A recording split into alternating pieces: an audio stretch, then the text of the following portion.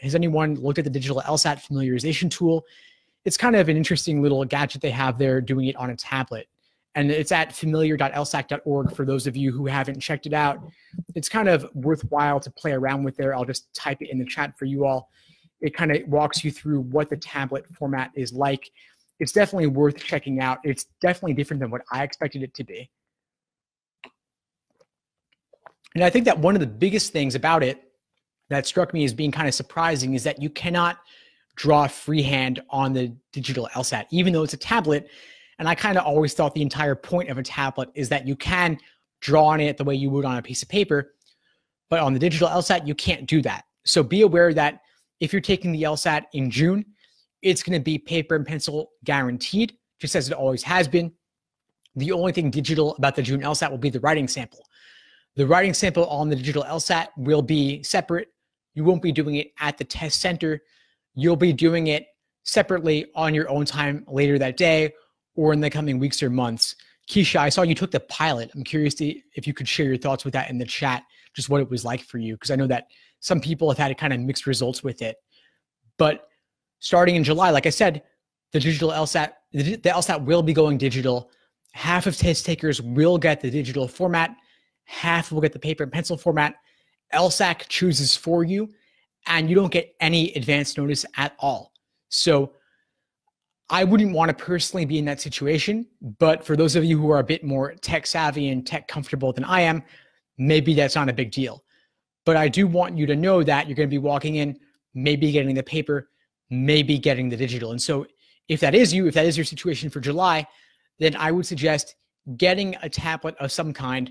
LSAC is using the Microsoft Surface Go, so you could get that, but a more affordable option would be the Samsung Galaxy tablet, which is like a couple $100, maybe $200-$300. And that's a lot of money, of course, but it really is a drop in the bucket if it gets you even one more point on the LSAT by helping you feel more comfortable with what the digital LSAT will be like. If your smartphone is one of those big ones with bigger screens, then that could be a decent substitute, maybe. So play around with it. The digital LSAT familiarization tool is mobile friendly, so you can do it on an iPhone, on a Samsung, on one of those Google Pixel phones, on any kind of tablet, and you can also try it out on web desktop as well.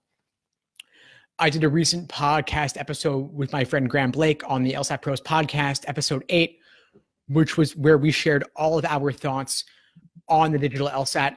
I'm going to put a link for you guys about that as well if you want to check it out. I've also got a playlist on YouTube sharing all my thoughts on the digital LSAT, different pros and cons, different features, walking through what it looks like with the highlighting, underlining, the countdown timer. Yeah, one thing you should know about it in particular is the countdown timer. It's a 35-minute countdown, but once you hit the 5-minute mark, you're not able to remove the countdown timer. So that could be a little bit stress-inducing, possibly. The plus side, though, is that you won't have to rely on the proctors to give you that 5-minute warning. It'll automatically show up for you on the tablet. So that's something to check out there.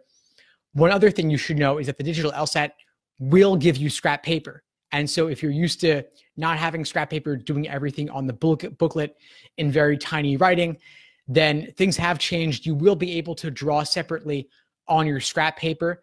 And so you'll have to go back and forth between the tablet and the scrap paper. So get used to doing this on a small desk. You never know what your test center is going to be like.